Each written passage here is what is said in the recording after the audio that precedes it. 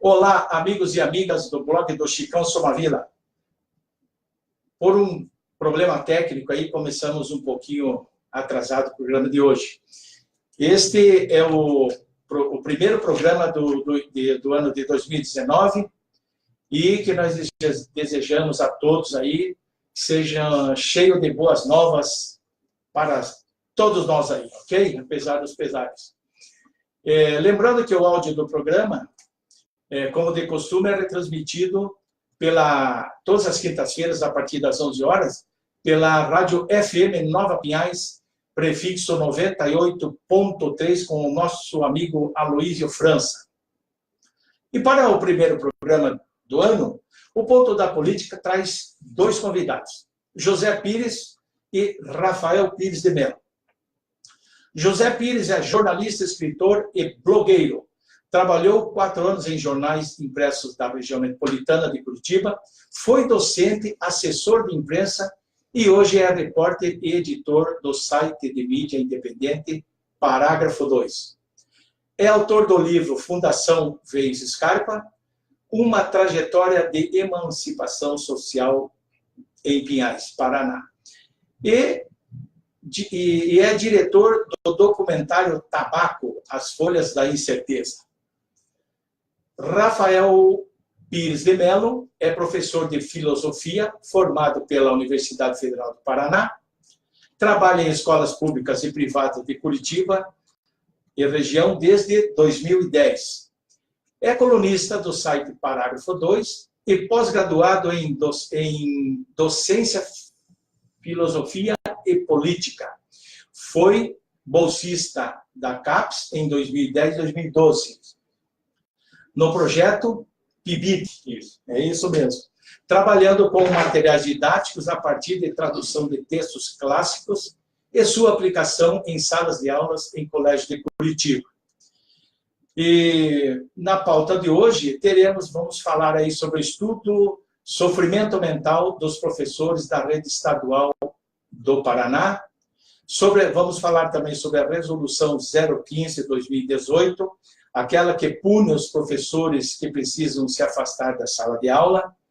Vamos falar também da cultura da perícia médica e também de uma pesquisa feita pela Universidade Federal do Paraná, que comprova que o adoecimento mental dos professores do nosso estado é maior do que muitas outras profissões pelo país.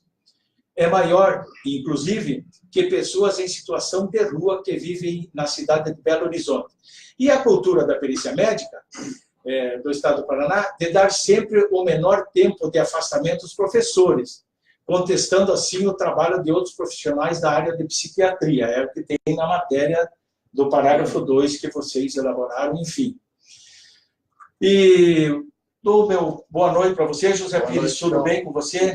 Obrigado por ter aceito o convite da gente. Eu que agradeço, Chico. Boa noite para você e para todo mundo que está assistindo. Você também, Rafael Pires de Mello, eu agradeço muito você ter aceitado também o convite em participar do programa de hoje. Um assunto tão importante quanto esse. Eu agradeço também a oportunidade de estar participando, Chico, e uma boa noite para todo mundo que está acompanhando a gente. Ok, então vamos lá. Deixa eu dar uma ajeitada na cadeira aqui. Ao vivo é assim mesmo, né? Com certeza. Bem, Rafael, conforme apontado na matéria, a rede estadual de ensino público do estado do Paraná possui ou é composta por quase 62 mil professores, né? E aquele lamentável episódio ocorrido no dia 29 de março, de abril, na Praça Nossa Senhora do Salete, foi no ano de 2015, né? Ficou marcado como o dia do massacre aos professores do estado do Paraná. Então, eu pergunto para você, quais as consequências disso, em que resultou, e o governo do estado do Paraná sofreu alguma consequência jurídica, alguma retaliação jurídica, ou ficou tudo dito pelo não dito? Para os professores em si, foi uma experiência talvez a mais traumática dos nossos últimos tempos, aí, né? Superou o 30 de agosto, na verdade, em nome de feridos, enfim. O 30 de agosto de 1988, que foi onde o Álvaro Dias soltou os cavalos, cavalarias dos professores, né? essa atitude do governo do Beto Richa, ela proporcionou aos professores um trauma psicológico gigantesco, porque tanto os professores que se feriram, depois tiveram que voltar para a sala de aula, quanto aqueles que estavam presentes e não se feriram, estavam presentes também. Veio uma bomba nas costas, assim, né? Na parte das costas, quase nada.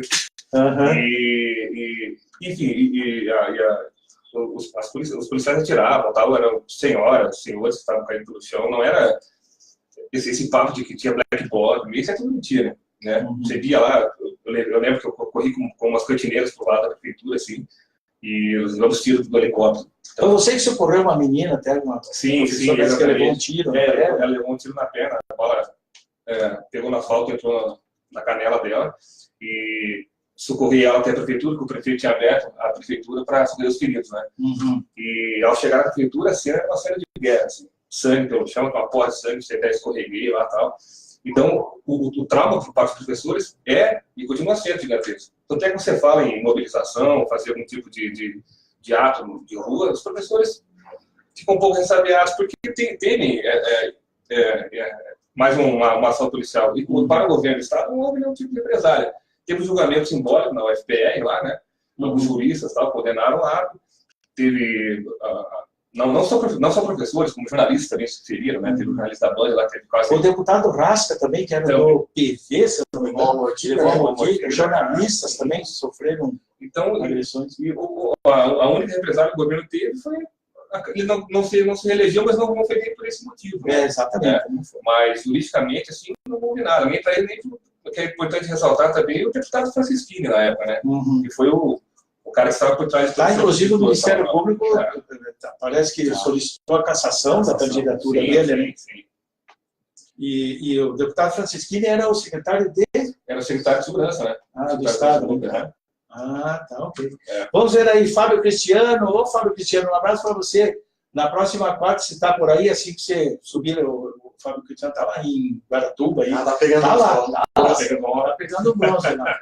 A Maria Helena Somavila, né? A Elisiane Souza, a Elisiane Souza também, eu não estou podendo ver aqui, mas a Elisiane Souza, salvo engano meu, é lá do Amazonas. Um grande abraço para você.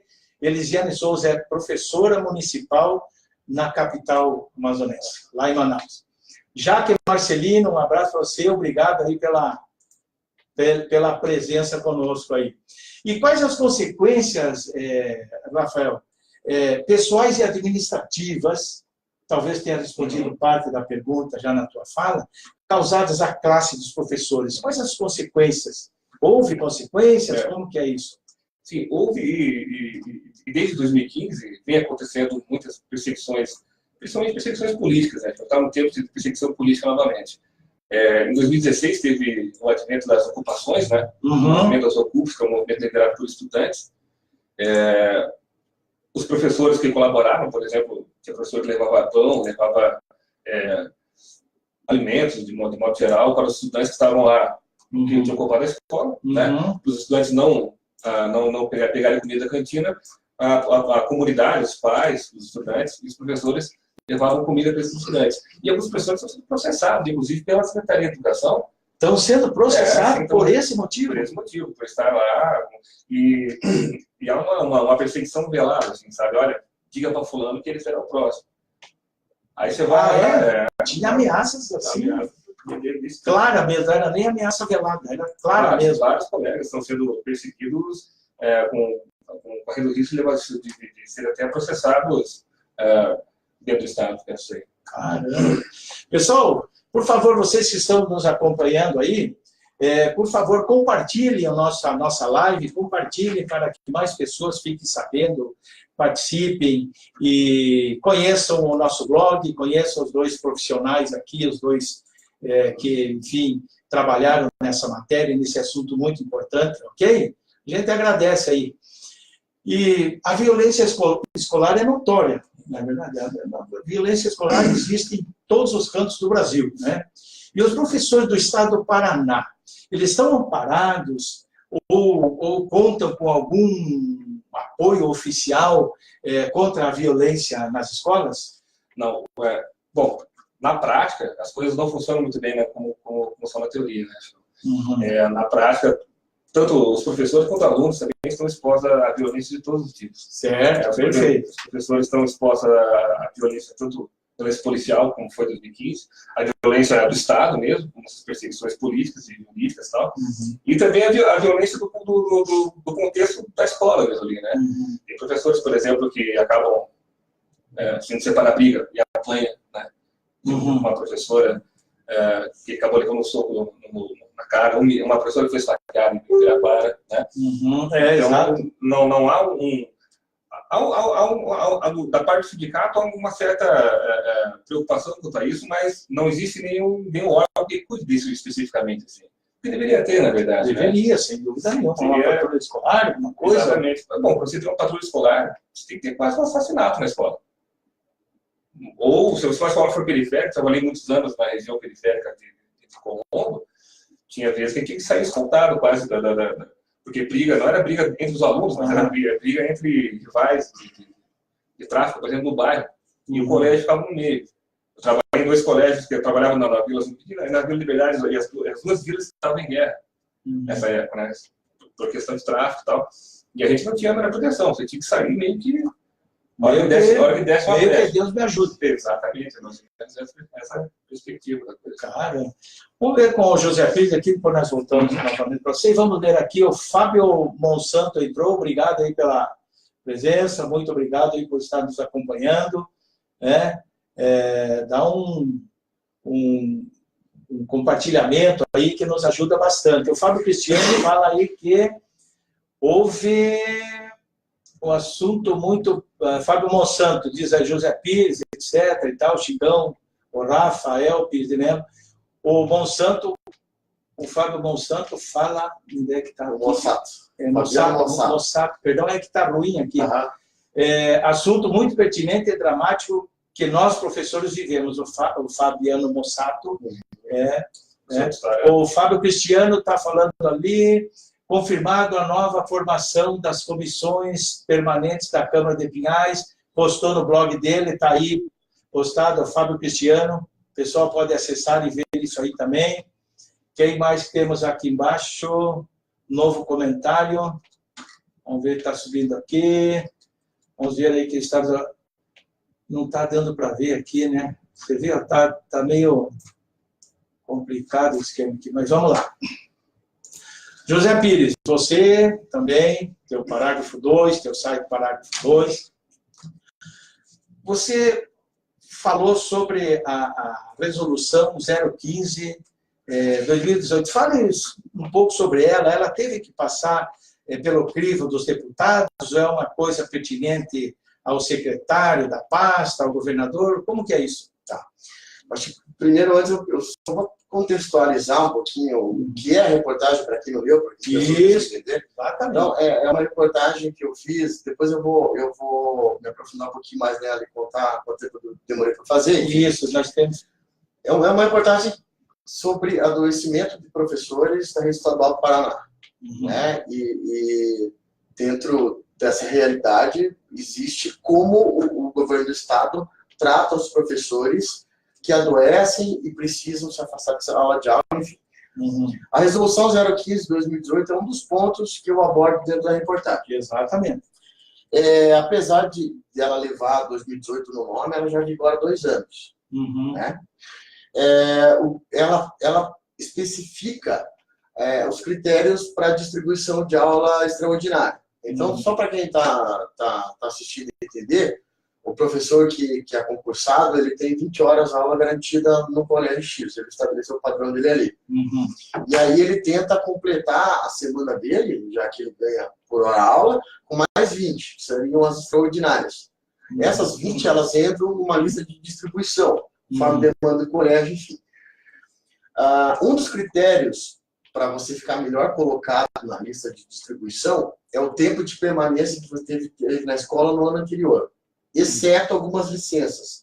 Casamento, acho que licença funeral, né? Quando o parente morre. Parente próximo. Se não me engano, para mestrado, né?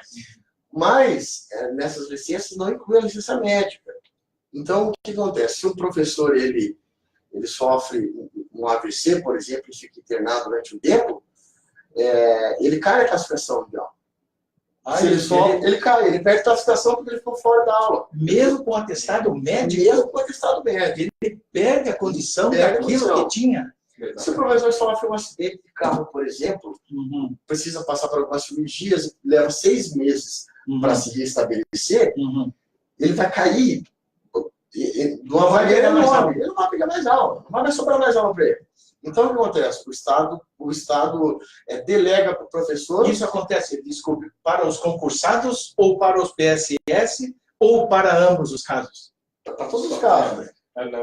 Nesse caso da distribuição de aula, ela pega principalmente os concursados, porque eles pegam aula primeiro, sabe?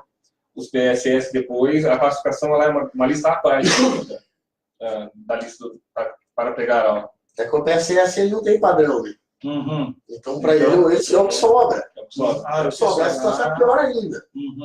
Perfeito. Então, aí o que o Estado tem feito? Ele tem relegado uma responsabilidade que o professor não tem, tipo, no teu corpo. Não tenha um ataque cardíaco, você não está ferrado. Aula.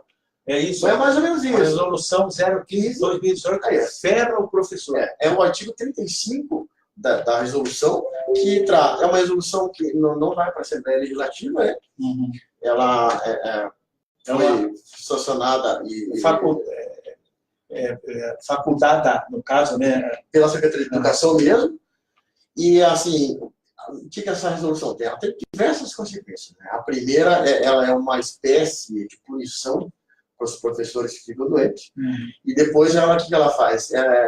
Os professores precisam pegar aula, as aulas que aparecem. Então, o cara tem o padrão dele estabelecido em Pinhais, por exemplo, ele pega uma aula lá em Colombo, ele pega outra lá na Fazenda do Grande, ele pega outra lá na faz 500 quilômetros por mês. Uma das personagens da matéria é uma professora lá de União da Vitória, ela percorre 1.300 quilômetros todos os meses para dar aula em 4 municípios da região, em 5 escolas e 4 municípios da região.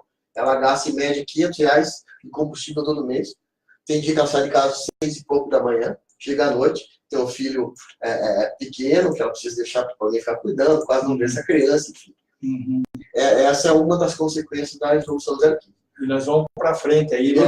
Deixa eu ver aqui quem... A Lucy Gabi entrou, muito obrigado pela presença. Ivan de Colombo, Ivan é um blogueiro de Colombo, desejando sucesso desde 2019.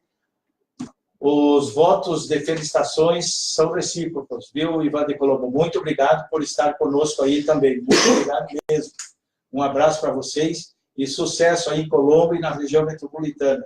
Teu blog é bem lido, matérias consistentes, de qualidade. Valeu? E vamos lá. Você falou sobre essa situação, dessa resolução, etc. e tal. Qual dos dois poderia responder, ou cada um pode responder também uma coisa? A APP Sindicato, qual foi o posicionamento da APP Sindicato em relação a essa resolução? Como que isso... O que ela está fazendo? Acho que o Zé pode responder melhor, porque você entrevistou até o... Então, eu tenho o posicionamento oficial da APP, que é por meio da entrevista do professor Hermes Leão me concedeu. O presidente? Que é o presidente da APP. Segundo ele, a APP entrou com diversos recursos na justiça para tentar derrubar essa resolução. Teve sucesso em alguns casos, mas o governo do Estado foi lá e derrubou esses recursos que a APP tinha conseguido ganhar nos tribunais. Assim, a gente sabe que o governo do Estado tem uma força muito grande na justiça do Paraná aqui. Então, aí a APP não obteve sucesso na justiça. Quanto a ações da APP em escolas, na própria Secretaria de Educação, eu não sei, eu não tenho conhecimento sobre isso. Se o Rafael acompanhou esse processo... A luta ainda é via judiciária. E eu acho que, na minha opinião pessoal, é uma luta perdida, né? Porque a gente sabe que o judiciário brasileiro raramente dá grande causa porque é classe trabalhadora, né? Ainda mais no Paraná, que nós temos uma justiça super comprometida com o Poder Executivo. A gente sabe que é muito, muito, muito difícil mesmo a gente conseguir um tipo de ganho judicial. Tá? E aí restam outras modalidades de luta, né? Paralisações, greves ou O ano de 2019. Agora, uma pergunta. O que você, como professor, você que fez a matéria, o que você pensa sobre o governo Ratinho em relação a essa resolução? Há a possibilidade dele, não vou dizer, talvez, anular, revogar, mas há talvez uma possibilidade de uma negociação com a PP Sindicato? Vocês têm alguma informação a respeito disso ou não, embora ele tenha começado agora há pouco e tal? Ou esperança vocês têm? Bom, ainda não deu notícias nesse que sim e que não, mas eu acho pouco provável, né? Pelo time que ele vem montando, né? E o novo secretário prometeu começar a negociar as atividades foram reduzidas a partir de 2020. Quer dizer, eu não demonstro uma força, uma boa vontade política de mexer, de beneficiar, ou de pelo menos, porque esse direito à atividade, por exemplo, é um direito conquistado há muito tempo. Né? Nós não estamos querendo conquistar novos direitos, e sim garantidos que já foram conquistados, que estão sendo sem dúvida, direitos adquiridos. Exatamente. Né? Esses direitos adquiridos estão sendo perdidos. Inclusive, da resolução, por exemplo, isso aí eu não fiz um, cara, ficou penalizar o cara porque o cara ficou doente. Realmente, isso aí é uma coisa assim que, olha... resolução da maldade. Resolução da maldade. É beira mesmo. Olha, bicho, sinceramente, beira fascismo, né? Fascismo mesmo. O que é isso? O professor está indo para aula, sei lá, sofre um acidente, eu sofro em casa um acidente, nós todos estamos sujeitos a isso. Independente, se estamos trabalhando, passando, pô, se perdeu, estou aqui com atestado, se dane, perdeu o óleo, é mais ou menos isso. Tem uns casos que o José relata na matéria, tem casos também que eu presenciei, por exemplo, um amigo meu, supervisor de moto, indo trabalhar, e o cara, a classificação do cara ficou lá embaixo também. O cara dá uma estrada mais de 20 anos. Então, mas a intenção dessa resolução é inibir o professor a buscar um tratamento médico, entendeu? Para que o Estado não precise buscar substituto. A resolução do medo mesmo. No governo Jaime Lerner existia alguma coisa parecida.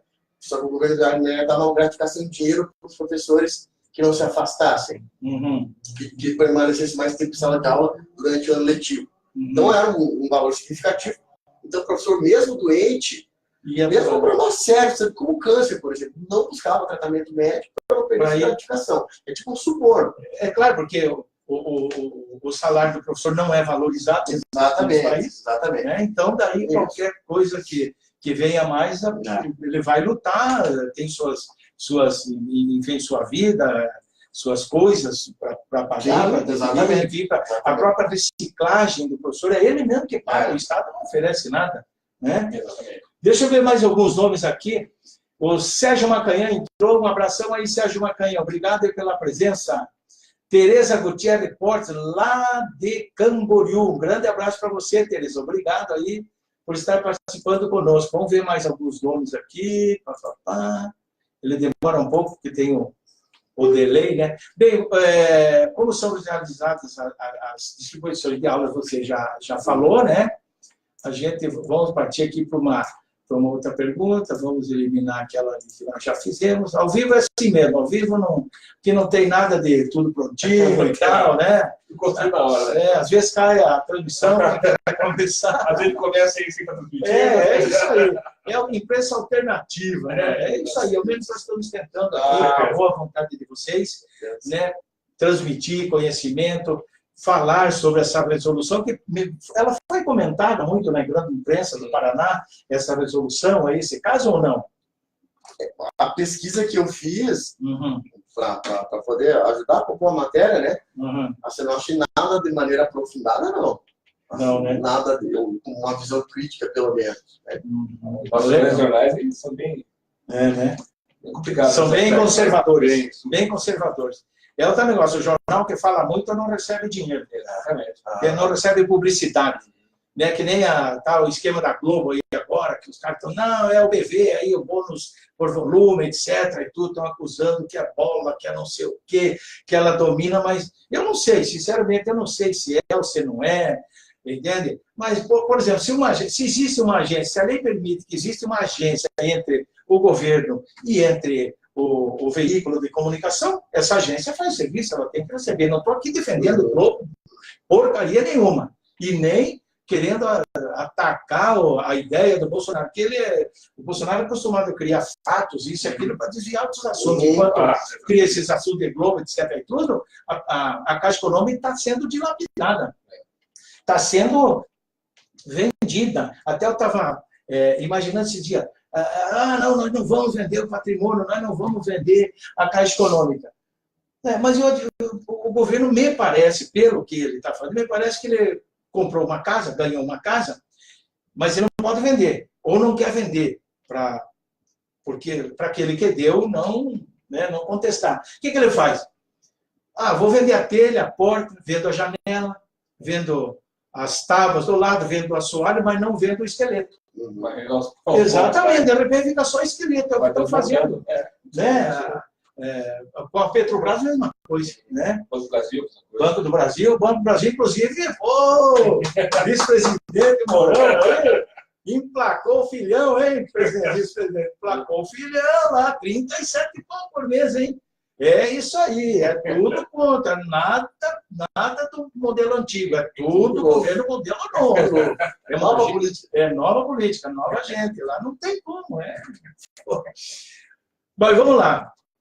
Em caso de adoecimento de algum professor, né, nós falamos alguma coisa assim. Qual assistência que o Estado dá? O Estado, ele dá alguma, que ele disponibiliza a esse professor? Nós falamos aí, você deve falar, que o professor perde aula, isso, mas e a assistência que o governo dá, o governo do Estado do Paraná dá para esse professor? Existe uma assistência? Ou ele tem que ser virado? Em caso dele ficar doente, ter lá um problema de depressão, sei lá, alguma coisa nesse sentido, ou sofrer algum acidente, o governo não dá nada, vai para o INAMPS. É o INAMPS. O INAMPS, então, tirar, ele tira. Não, se você está doente, você vire. Tá aqui, vão tirar. Agora não te dou nada, não te dou nem um picolé para você chupar no calor. Pô, é brincadeira, hein, meu? É mais fácil tirar do que dar, né? Exatamente. É mais fácil tirar do que dar. O Zé Pires, nosso amigo Zé Pires, né? Zé, a matéria traz lá, o que ela traz? Relato de profissionais de educação. Qual o tempo usado que você aplicou nessa pesquisa? E você encontrou dificuldades ou foi uma maravilha fazer essa pesquisa? Não, acho que a ideia da reportagem surgiu porque a PUC tinha publicado um estudo no final de 2017, se não me engano, com professores do Estado do Paraná também. Uhum. No universo de 2.000 professores, 50 e poucos % declararam que tinham ou já tinham tido depressão. Uhum. E aí a minha intenção era mostrar quem são os professores, né? Já que eu vi essa pesquisa repercutida nos veículos de comunicação, mas só com os dados e a entrevista de quem fez a pesquisa. Uhum. Eu queria mostrar quem são essas pessoas, por que elas adoecem, né? O que acontece com elas quando elas adoecem. E comecei. Então, com essa matéria, eu levei mais de 6 meses para produzir. Né? E daí, mais de 6 meses fazendo pesquisa, por conta própria. E daí o professor Rafael me ajudou, e outros professores também me ajudaram muito em fonte, me explicando como é que funcionava essa questão da distribuição de aulas, enfim. Assim, o que eu tive dificuldade é que eu estava trabalhando com pessoas doentes, com graves quadros de depressão, então eu marcava uma entrevista com outra pessoa, com um personagem. No dia da entrevista, ele me ligava e falava: acabei de me internar, não sei quanto tempo que eu vou ficar na clínica. Caramba. Ou eu estou em cima do quarto, eu estou numa crise de pânico, eu não consigo sair de cima da cama. Não posso falar com você. Crise de depressão, cara. E aí foi passando. E aí depois assim, foram surgindo mais assuntos dentro do adoecimento, né? Como, por exemplo, a perícia médica, a questão do professor voltar para a sala de aula, né? As condições de trabalho dos colégios, os processos que o professor Rafael falou depois das ocupações. Então, tudo isso eu incluí na matéria. Então, ela se estendeu. E foi difícil, mas eu acho que foi um trabalho recompensador, porque ela ficou bem completa. Assim, Tá? Sem falsa modéstia, já ficou um conteúdo bem completo.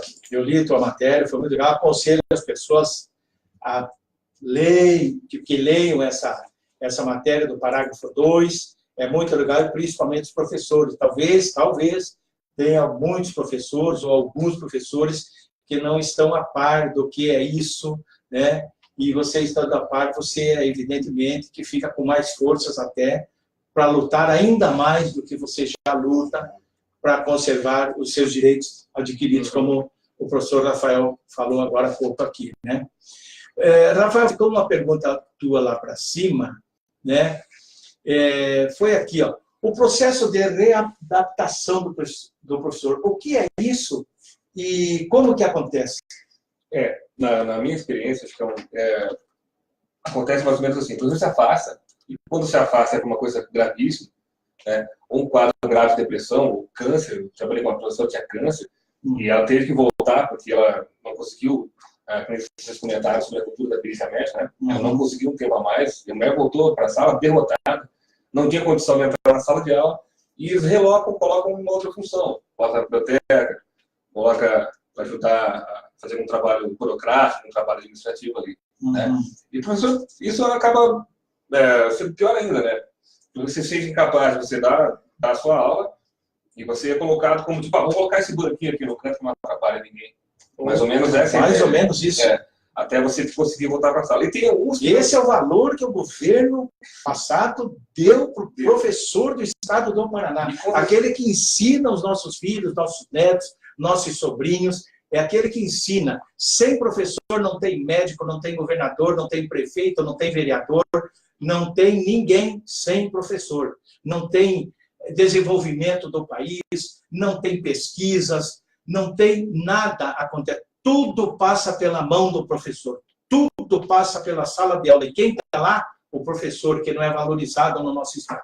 Espero que passe a ser daqui para frente. E quando a escola é pequena, eu trabalhei numa escola que tinha 6 salas. Uma escola perto da Colônia Faria, lá, uma escola pequena e tal. Não tem espaço para a cura do professor, porque uma escola que não tem essa possibilidade. Então, às vezes, o professor é obrigado a voltar para a sala sem estar em condições. E daí você percebe coisas assim absurdas, tipo surto de professor. Tem um professor que desmaiou na sala de aula, os alunos acudiram. Tem uma professora que não conseguia passar na porta da sala de aula, começava a tremer, chorar. De pânico? De pânico. Então, e vai fazer o quê? Se ela voltar para casa, ela perde, tem desconto em folha, uma série de situações que são terríveis também. Daí o cara se obriga, né? Tem professor, que nem depois de 2015, o professor que levou tiro na perna, o cara levou 7 tiros na perna, o cara teve que voltar para a sala de aula, a perna toda furada de tiro, o próprio governo mandou dar. Meu Deus do céu, não dá para acreditar. Quer dizer, acredito porque aconteceu e vocês estão aí confirmando, vocês pesquisaram sobre isso. Vocês não estão falando abobrinha, vocês não estão falando, eu acho que foi assim, eu acho que foi assim. Vocês pesquisaram, isso é científico, né? Deixa eu ver aqui mais alguns que estão... Nós estamos com um problema de delay aqui, demora um pouco, né? O Everton Mossato entrou novamente, o Luiz Dirceu Pereira, Luiz Dirceu lá de Colombo também. Olha, você viu, eu estou clicando aqui e ele não está subindo, né? Não tá subindo. Mas aqui, agora subiu, agora tem um que subiu. Então, inclusive, pessoal, eu peço a vocês que estão nos assistindo, não pense que a falta de educação ou desatenção à entrevista, quando eles estão falando, é que eu tenho que ficar cuidando do texto lá e cuidando do pessoal aqui, mas eu estou de ouvidos bem abertos, viu? Esse comentário do Fabiano Mossato é interessante, sobre o secretário de Educação. Então, Fabiano Mossato, professor da Rede Estadual de Ensino do Paraná, ele diz, é bom entendermos quem é o novo secretário de Educação do Paraná, Renato Federer, CEO da Multilaser, que já deu declarações que professor de escola pública é semi-analfabeto e que os alunos que se interessam pelo magistério geralmente são os piores alunos da escola. Onde é que está aqui? Tem que subir aqui. Da escola, indo para essa área porque consideram mais fácil.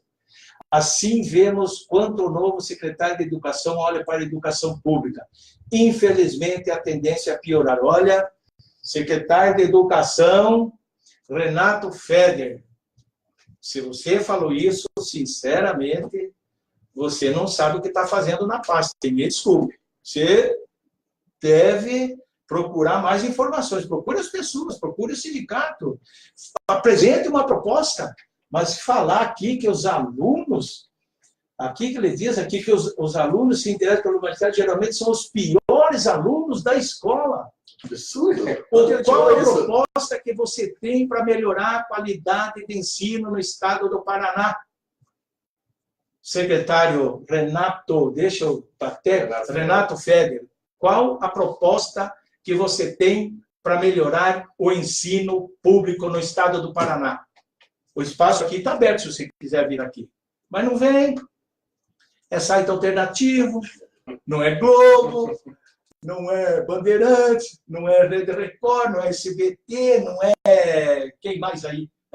Não é CBN, né? Reconectou, entendeu? Então é isso aí, secretário. Fica aberto o convite aí. Vamos lá. Então, você falou ali as dificuldades em contrato, você já descascou essa, né?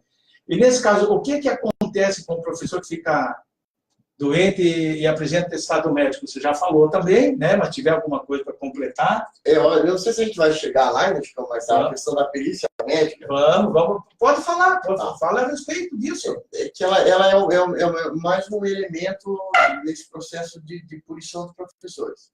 O que acontece? O professor fica doente, ele precisa se afastar por mais de 15 dias, ele vai procurar perícia médica, correto? Porque ele ganhou o atestado até 15 dias. Aí existe uma cultura entre os peritos do Estado, que o Estado terceiriza muita coisa. Inclusive, na verdade, eu tive informações, mas como eu não consegui comprovar, eu não publiquei na reportagem. Tá certo você. De que boa parte dos médicos que fazem perícia para o Estado, eles não têm especialização em perícia. Né? Sim, aconteceu um caso no município da região metropolitana aí também. Então, e aí, como eu não consigo comprovar isso, mas já dá para a gente ter uma ideia do profissional que tem atendido os professores. Então, existe essa cultura. Não que o médico seja incompetente enquanto médico. Exato. Aquela função de perícia ele seja. E é bom que a gente também... No bom sentido, ele não tem a competência para aquilo. Outra coisa que é importante frisar é que a gente não pode generalizar, que todos os peritos fazem isso. Mas existe uma cultura perfeito. dentro dos peritos do Estado de dar o menor tempo de afastamento possível para o professor. Então, o professor chega, por exemplo, com um afastamento do profissional da rede particular de 90 dias, e o perito do Estado dá 15 dias. Então, o perito do Estado, ele fez por caso do outro profissional.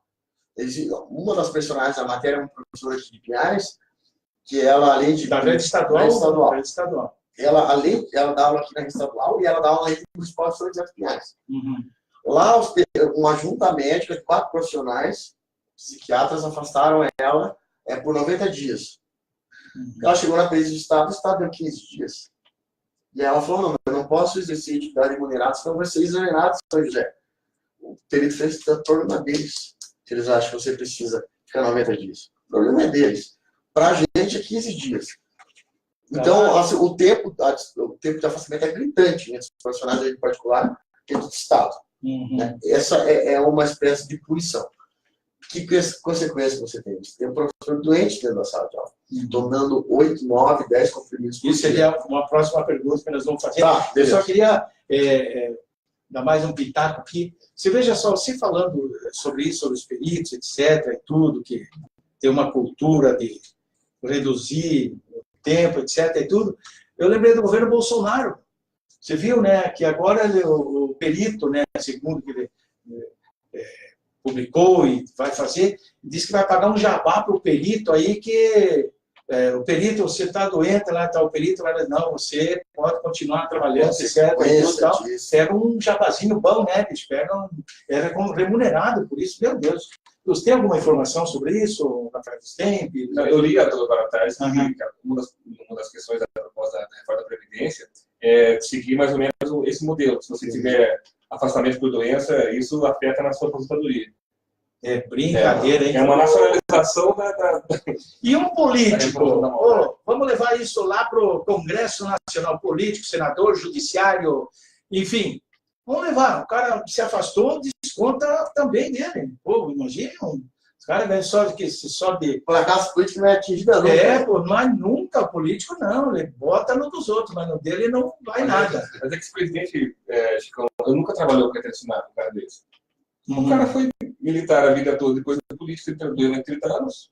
O cara que você não sabe o que é um ônibus, cara. Exatamente. As curtidas estão vindo aí, muito obrigado. Vamos ver aqui, Ivanildo Oliveira entrou. Muito obrigado, Ivanildo Oliveira. Um grande abraço para você aí. Aqui está o que ele... o Fabiano Moçano deu aqui, escreveu online e tal. Deixa eu ver aqui. Ele falou ali. Aí vão ver Fabiano Moçano. Ele escreveu um livro chamado Carregando o Elefante. Como livrar-se das amarras que impedem os brasileiros de decolar. Nesse livro, esse demonstra suas ideias. Olha aí. Né? A Jaque Marcelino. Vale ressaltar que não somente o professor da escola pública é desvalorizado. Na rede privada também há casos de depressão. Sou professora há quase 10 anos. Trabalhei na rede privada no último ano. Agora, quando recebo oferta de aula, penso em mil motivos para rejeitar. Gostaria de perguntar aos entrevistados, o descaso e o caos na educação é evidente. Como vocês imaginam que ficará com os representantes que temos agora no INEP, no Ministério da Educação e nos governos federal e estadual? Está aí uma pergunta para você responder. Muito obrigado pela participação e pela pergunta, Jaque Marcelino. O time, eu estava conversando até antes de começar, o time que o governo federal está montando acho que talvez o pior na história do país, assim, se for pensar bem. Todas as áreas. Muito ideológico. Em todas as áreas, mas se você pegar exclusivamente na educação, você tem o ministro da Educação, o Vélez Rodrigues, né? Colombiano, que tem alguns textos publicados sobre questão de marxismo cultural, né? Uns papos assim, aí. Você não sei de onde os caras tiram isso aí. A gente sabe, não pode falar porque é palavrão. Né? E você tem o novo secretário de INEP, o Murilo Rezende. Esse cara, eu até anotei o nome do artigo dele, Chicão. Ele escreveu um artigo lá no fundo do galinheiro. Chamado Escola de Franca. Tem bastante lá. 2 pontos. Satanismo, feiura e revolução. Esse cara é o Satanismo, feiura e revolução. É. Livro do... A Escola de Franca. A Escola de Franca. Ele fala... Esse é o Murilo Rezende, é o diretor de INEP. Esse cara vai controlar o Enem. Ele foi expulso do MBL, Chico. Esse cara foi expulso do MBL. Conseguiu a façanha de ser expulso e não mudou. O MBL, que é um... Né, meu pai do céu. É um absurdo. Já expulsou o cara porque ele era muito louco. Agora, você imagina esse cara sai e vai pro INEP.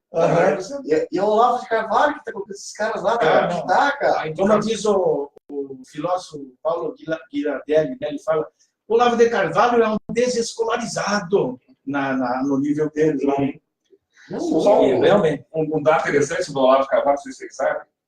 Eu estava lendo um dossiê sobre ele. Na década de 70, ele era interno no hospício, né? E ele fugiu do hospício. Nada contra isso. Não, nada fugiu do hospício. Né? Ele fugiu, e o cara que estava muito bem no colégio de quarto relatou o seguinte, que ele fugiu porque ele optou por um tratamento alternativo baseado em pedras e teias de aranha. Pedra e teias de aranha. Será que deu efeito ou não? Será que escurou? Eu acho que deu. Não, o problema é o seguinte, ele está lindo, mas o troço é absurdo. Esse cara que está indicando os principais nomes. Pois é. Esse eu não esperava nada. Esse Murilo Rezende, né? Essa Damares, a mulher que viu Jesus no pé de goiaba. Ela ia lançar o livro Jesus no pé de goiaba. Não, é O brincadeira. livro mesmo. É brincadeira, cara. Não é possível. Mas eu não estou assustado porque eu não esperava nada diferente. Não dava para esperar. Não esperava. Eu esperava pior ainda. Boiadeira. E na educação, aí tem esse contexto de reformas educacionais que começaram a acontecer a partir de 2016. Você tem uma visão totalmente neoliberal da educação pública. Né? Então, o grande capital, para aumentar suas margens de lucro, ele começa a atacar as questões estatais. Você falou agora há pouco dos bancos e tal, mas a escola pública também é um alvo. Sem dúvida. É lucrativa. O Paulo Guedes mesmo é do ramo, né? O Paulo Guedes da economia. Sim, Chicago Boy, né? É. Então, você Chicago Boy. Você tem esse contexto de reforma que foi feito, eu acredito assim, na época do Temer, após o golpe de 2016, a intenção era colocar um governo de direita pró-liberal somente. Mas como a direita não conseguiu construir um candidato à altura, né, tinha aquele banana do Alckmin lá, vem a figura do Bolsonaro, que é um cara que é desconfortável até para a própria direita não liberal. Né? Porque o cara que fala não era aquilo que eles queriam, não era um bicho exatamente desse nível. Aí você tem o Chicago Boys atuando, né? O Paulo Guedes e de outros. E daí você tem um conflito. Você tem os militares, alguns são nacionalistas e tal, e você tem essa parte delirante do Olavo de Carvalho, que tem um peso importante no governo, que está indicando essas pessoas, esses birutas aí que estão falando essas besteiras, os caras vão comandar ministérios. Esse é risco do país. Né? Isso aí, para o país se recuperar uma coisa disso aí, vai demorar mais de 20 anos. Não, sem dúvida. O estrago, né? Até acompanhando um pouco o que você está falando, às vezes tem gente que... Tem pessoas que falam, não, eles estão falando disso aí para desviar o assunto. Às vezes a gente mesmo comenta isso. Mas não é só isso. Isso aí é uma coisa ordenada. Sim, claro. Eles pensam realmente essas abobrinhas e, ao mesmo tempo, eles lançam isso porque tomam conta. São assuntos novos, bobagens novas que estão vindo. São bobagens que há muitos anos a gente não ouvia, né? Não ouvia. Deixa eu ver, tem o Delmar Paulo Morte aqui, não estou conseguindo subir aqui, não está conseguindo subir. O Delmar Paulo Morte foi meu professor na década de 70, no município de Matelândia.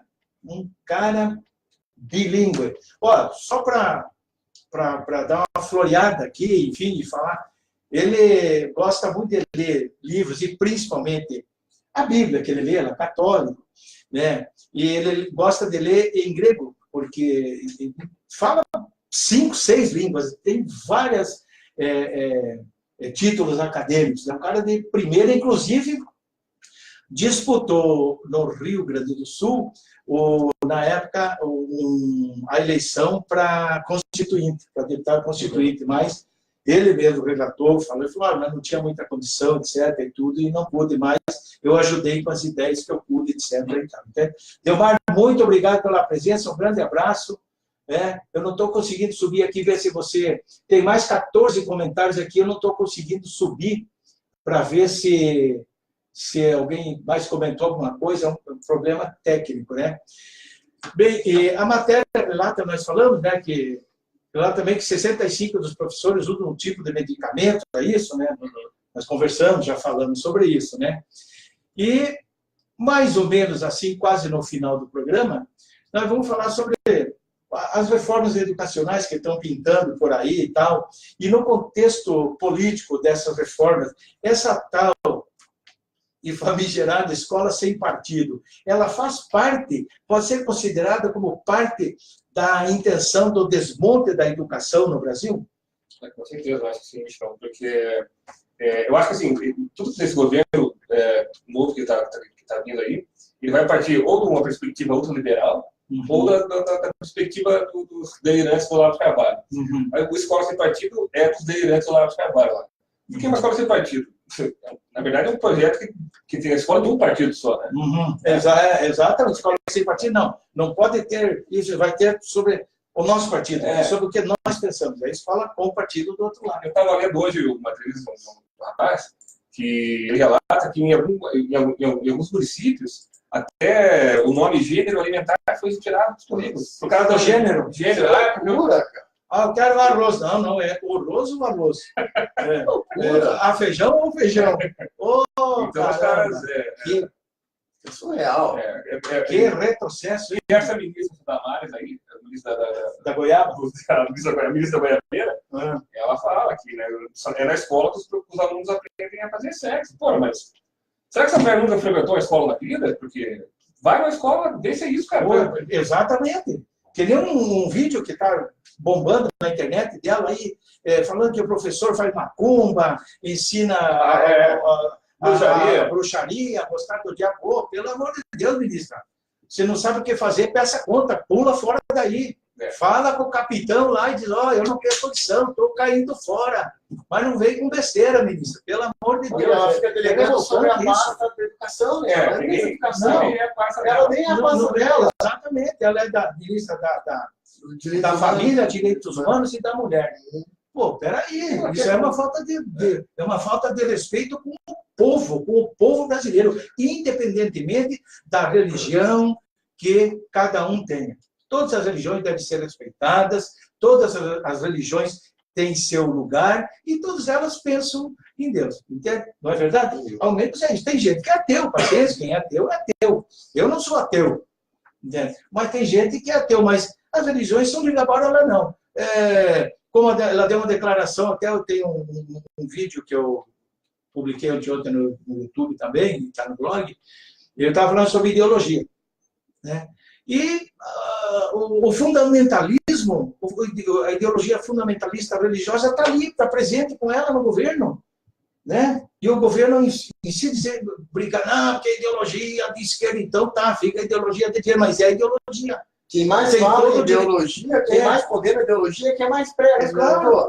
É o cara que te impõe a opinião dele, que não aceita a tua. Exatamente. Né? Que eu estive conversando com uma amiga minha, ela estava morando na Costa Rica, e o filho dela trabalha numa universidade lá, que são 46 países envolvidos nessa universidade. Então, é a África, é a América Latina, o pessoal da Ásia e tal. E ela falou que ela passou uma vergonha, porque ela foi na piscina lá, e o pessoal começou a tirar sarro, é aquela ministra. Nossa. E aquele governo, na Costa Rica, já motivo de piada, já. Ela falou, mas o Brasil faz uma dessa, e começaram a falar, assim, da cara, deu uma vergonha. E ela é uma senhora, já tem mais de 60 anos. Ela falou que eu não sabia explicar, porque a juventude, porque o pessoal da universidade, ela está tudo melhor, o pessoal questionando ela, pô, mas e essas declarações, tipo, o brasileiro está concordando com essa palhaçada? Olha, eu até vou dizer aqui, ó, nessa hora que a gente vê a grande perda humorística que o Brasil sofreu nos últimos tempos, foi o Chico Anísio. Imagine o Chico Anísio agora, olha os personagens, com esse mundaréu de personagem. Meu Deus do céu, ele ia renovar a escolinha dele, ele ia fazer uma escolinha sensacional, né? Meu pai do céu. Não, deixa eu só falar uma coisa. Por favor, fique à vontade. Que é um projeto de 2004, que surgiu em 2004 e hoje tramita na Câmara. Você sabe quantos relatos esse projeto tentam justificar esse projeto? Relatos de doutrinação ideológica em sala de aula? 60 relatos. 60? No universo de 2 milhões de professores e 48 milhões de alunos. Os caras estão se baseando em 60 relatos. Ao longo de uma década de 2 milhões de professores e 48 milhões de alunos. Os caras simplesmente botam na cabeça que isso aí assim é assado e vão fazer isso aqui, vamos mudar. Num país onde metade da escola não tem laboratório de informática e biblioteca, 25% apenas das escolas têm acesso para crianças com necessidades especiais, onde tem escola que não tem merenda, não tem água, não tem papel higiênico, como não tinha na Venezuela aí, que todo mundo falta papel higiênico na Venezuela, mas faltar nas nossas escolas também, rapaziada. Então, é uma cortina de fumaça bestial para tapar problemas reais, entende? Na verdade, essa alquinada direita é um processo político-ideológico que vem de quando em quando, é um movimento de vez em quando aparece. E agora deu certo, os caras elegeram um maluco que trouxe uma corte do lobo atrás. É isso. Tomara que seja só aparência e que vá para frente, porque é o seguinte, se o governo formal, e aqui ninguém é contra, eu não torço contra o governo, eu não torço, sinceramente. Não votei no Bolsonaro, mas eu não torço. Por que eu não torço contra? Eu torço que dê certo, eu espero que dê certo. Já falei várias vezes e repito aqui, mas não vou deixar de criticar. E eu torço e espero que dê certo, porque, pô, se der certo, todos nós vamos sair bem, vamos nos dar bem, vai ter emprego, todo mundo vai poder adquirir bens, todo mundo vai poder estudar, todo mundo vai ter uma boa saúde, todos nós vamos ter uma boa educação, segurança, né? Não vai precisar daí nem de liberar o revolvinho aí para a turma, como diria o Ratinho, né? Não vai precisar jogar para a responsabilidade civil, aquilo que é um dever do Estado, que é a segurança pública, né? Então, eu torço e espero que dê certo esse governo, para que dê certo para todo mundo. Que se der errado, todos nós estamos ferrados, né? Exatamente. E com esse time não dá para ter muita expectativa também, né? Exatamente, expectativa fica um pouco difícil, né? Deixa eu ver onde é que está o... Aqui, ó. Você vê, não está subindo. Se clicar no outro do mouse. Aqui, não vai, né? Não vai. Está aqui, ó. Então, aqui também não vai, aqui não vai, pá. Tudo bem. E quais as expectativas para a educação com os nomes que estão sendo indicados pelo governo Bolsonaro? Vocês já responderam em parte, mas, assim, quais a expectativa que você tem ou que você imagina que você gostaria que acontecesse? Primeiro, claro, quais expectativas com esse e aquilo que você gostaria que tivesse? Bom, a expectativa, a gente sabe que não é boa, porque esses nomes ou são incompetentes ou são mal intencionados mesmo, né? Nós temos uma divisão entre os que não sabem o que estão fazendo, os que sabem o que estão fazendo uma sacanagem, né? E nós temos um contexto de reforma da educação que foi aprovado pelo governo Temer, né? Que é uma reforma que vai mexer estruturalmente com a educação dentro de uma PEC do teto de gastos por 20 anos. Quer dizer, você faz uma reforma educacional que vai precisar de mais dinheiro. Mas, em contrapartida, você faz uma PEC que corta o dinheiro para a reforma. Quer dizer, você vai deixar mais a Deus dará do que já está. Né? Porque você tem, por exemplo, a questão da BNCC, que prevê a exclusão de todas as disciplinas do ensino médio, deixando o português e matemática obrigatória e separando somente em 4 áreas, né? A área de humanas, a área de linguagens, a área de exatas e a área de biológicas. E o ensino técnico. Esse ensino técnico vai ser, por exemplo, se fosse KPIs, voltado para as indústrias de KPIs. Agora, você imagina um cara, por exemplo, aí o governo vê aquela propaganda que você pode escolher o seu futuro e tal. Bacana você escolher o seu futuro. Ótimo, desde que você tenha as opções, né? Claro. Escolher meu futuro. Ó, eu quero estudar lá em tal lugar e tudo. O governo vai me dar o quê para mim falar? Ou emprego. Não é verdade? Não o governo dar emprego, mas ter políticas de emprego e renda. Claro.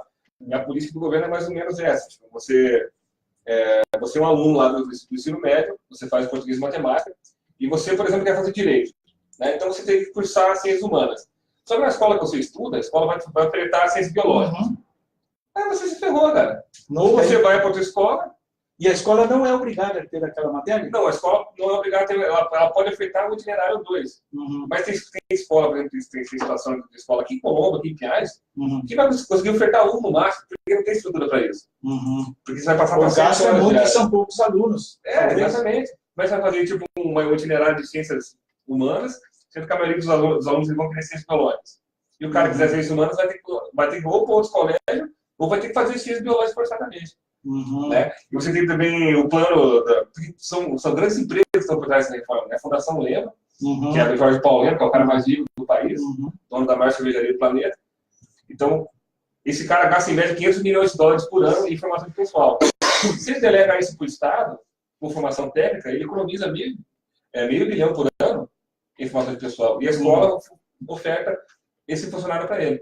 Então, quer dizer, está se transformando a educação é o seguinte, é transformar para uma nova visão de Brasil. Que visão é essa? O cara é formado só para trabalhar naquela área. Exatamente, é só formar só mão de obra. Aprender a obedecer e trabalhar. É mais ou menos essa a ideia. Aí você tem escolas do partido, você tem a questão do EAD, que foi aprovada agora, 30% do ensino médio, 40% do noturno, 80% do EJA pode ser feito à distância. E quem vai ofertar esse curso de distância? Pois é, veja só, qual a idade que a pessoa, o aluno tem que ter para poder usufruir desse percentual de ensino à distância? Para ir para o EJA, o cara tem que ter 18 anos. Não, para o EJA tudo bem, estou dizendo mais para baixo. Não está escrevendo nada. 20% para o ensino diurno, 30% para o ensino noturno e 80% para o EJA. Então, você imagina uma criança de 8, 10 anos, 12 anos, lá em casa, eu vou estudar aqui e tal. Será que tem computador? Tem que ver se a pessoa tem condição, se não tem. E daí ela vai estudar sozinha ali, e a socialização dela, como é a vida, o dia a dia, ver pessoas, conversar, sentir as pessoas. Pô, os caras querem criar robô, isso é criar robô. Eu acho até que o ensino à distância, ensino médio para cima, enfim, aí acredito que digamos aí, de 18 anos, seria isso, mais ou menos? Você, então, é isso? Pô, é interessante, é preciso, às vezes o cara trabalha, não tem tempo. O cara mora longe, ele vai trabalhar, vai fazer, final de semana, à noite. É um instrumento realmente importantíssimo, o ensino à distância, né? É importantíssimo. Mas para a idade, você imagina. Agora, imagina a escola do interior, por exemplo, que não tem... O cara tem uma escola na cidade. Não, exatamente. O cara digamos assim, da área rural. Internet chega mal em portamento. Como é que o cara vai estudar? Será que vai ter coisa? Os pais que precisam deixar os filhos na escola para ir trabalhar. Quem vai cuidar dessa criança? Pois é aí que está. E as crianças que têm a única invenção do dia merenda escolar na escola. Tem não tudo vão nas comidas aí. Tem, claro. E aí? Isso é um projeto, no meu entender, posso estar errado, que visa mais a questão econômica. O governo economizar. Vamos economizar menos. Vamos ter que comprar papel higiênico para as escolas, que não tem sabonete, bom ar, e não sei o quê, e água vai gastar, luz, não é verdade? Professores. Vai tirar professores. Um projeto pode dar errado, na verdade. É um projeto feito, tem alguns analistas que acham que o nível educacional vai regredir até os anos 1990, mais ou menos. Mais ou menos isso. Não era lá grande coisa, né? E vai preparar os caras para essa nova sociedade que está vindo. Qual é a nova sociedade que está vindo? É essa nova sociedade aí, de você trabalhar, subemprego, né? Exatamente.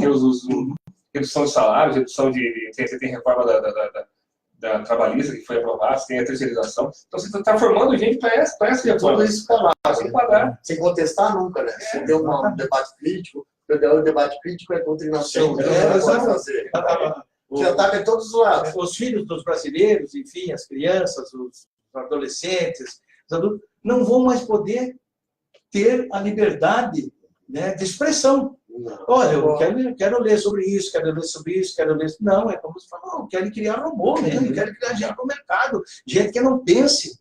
Tem cara que chega e fala, não me interessa, eu quero meu dinheiro no bolso. Tem gente que pensa assim, então ele não estuda, vai trabalhar se quiser e tal, mas tem um monte, a grande maioria quer estudar. Os pais querem ver seus filhos formados, os pais querem ver seus filhos galgando bons empregos ou sendo empreendedores. Isso ele vai acontecer através de uma boa qualificação. E uma reforma dessa aí, também, ela acaba limitando o acesso de pessoas da classe trabalhadora à universidade. Né? Porque se você tem uma formação mequetrefe no ensino médio, o cara tem uma itinerária formativa, vai fazer um vestibular que cai os 4, o cara está automaticamente eliminado. Não precisa nem fazer a prova, ele está automaticamente reprovado. Ele fez uma ciência biológica, mas na prova do vestibular vai cair. Biológicos, humanos, matemática, e aí ele reprova. Mas o governo diz que não, antes eu vou ver o Enem aí, eu vou chegar lá, acabar com ele. Vai ter que passar na minha frente aqui, eu vou tirar aquilo que eu quiser tirar. Vamos mudar isso aí. O cara pensa que tem um boteco na esquina, hoje não bebe cachaça, só cerveja. Amanhã não tem quibe, só pastel. Pô, não é assim, bicho. Tem que ser irônico mesmo. Ali o Eduardo Trockman ou Trochman, desculpe, Eduardo, a pronúncia. O Tielo entrou aqui, dá para ver, você vê, não tem mais. Ali o Tielo. Boa noite, Tielo. Obrigado pela presença aí, cara. Com alegria ter você junto com a gente aí, viu? Um abração aí. Independente, evidentemente, da sua opinião, sua posição em relação aos assuntos. O importante é que a gente possa dialogar, discutir sobre isso, né? Mas é o seguinte, nós já estamos aí com 1h03 de programa, e eu vou deixar o espaço aqui para vocês fazerem as suas considerações finais, tá ok? Então, vamos lá. Até 2 minutos para você, que o tempo aí, os nossos comerciantes... Vamos lá, então. Gostaria de agradecer o convite do Chicão, a presença do José, e falar que o contexto político não vai ser muito favorável para a educação. Os professores também nós temos que entender que é a nossa organização que vai garantir o nosso próprio futuro, né? Nós podemos pressionar, por exemplo, os sindicatos, porque os sindicatos só vão continuar vivos também se eles começarem a se mexer, porque a coisa está começando e ela tem a tendência a ficar mais fria. Então, estejamos preparados aí, né, mobilizados, vamos estudar bastante, vamos nos preparar bastante, porque os embates virão e não serão qualquer embate. Serão embates decisivos aí que podem mudar o rumo do país, da nossa vida aí, durante muito tempo. Obrigado, Chicão. Legal, beleza. Suas considerações finais, meu amigo. Eu quero agradecer o teu convite, é a segunda vez que eu estou aqui já. E, enfim, seria tão interessante se a classe trabalhadora, se o pobre percebesse que se existe uma reforma e quem propôs a reforma não está dentro dela, alguma coisa errada tem. Você está propondo a reforma, mas só para os outros não te atinge. Pô, seria bom se a gente começasse a deixar de endeusar político, seja de esquerda ou direita. Né? Exatamente. Começasse a enxergar eles como empregados do povo. Pô, os caras estão ali para gerir o dinheiro que sai do nosso bolso. Né? Os caras não estão ali prestando favor para a gente. Pelo contrário, né? Estão muito bem remunerados para isso, enfim. E seria tão bom se o pobre parasse de massacrar o seu vizinho, que anda no ônibus lotado como ele, que ganha pouco como ele, que tem a luz dura cara como ele, para defender um cara que ele não conhece, um cara que ganha infinitamente mais que os dois juntos. Né? Isso seria bom, mas eu acho que esse tipo de consciência vai demorar ainda para a gente adquirir. Mas, enfim. Legal. E nós chegamos ao final do programa e eu agradeço imensamente a presença do professor Rafael Pires de Mello e do jornalista, escritor e blogueiro também, José Pires. Afinal, são primos as duas caras aqui, viu? Tio sobrinho. Sou tio dele. É teu tio? Você é tio dele? Parece que eu sou mais novo. Você é mais bonito. Valeu, um grande abraço a todos vocês aí, até a próxima e obrigado pela colaboração e pela presença de todos aí. E as perguntas que, caso tenham ficado aí, eu respondo depois pelo Facebook, porque tem muita coisa que não parece que não apareceu, tá ok? Um grande abraço, até a próxima, fiquem com Deus.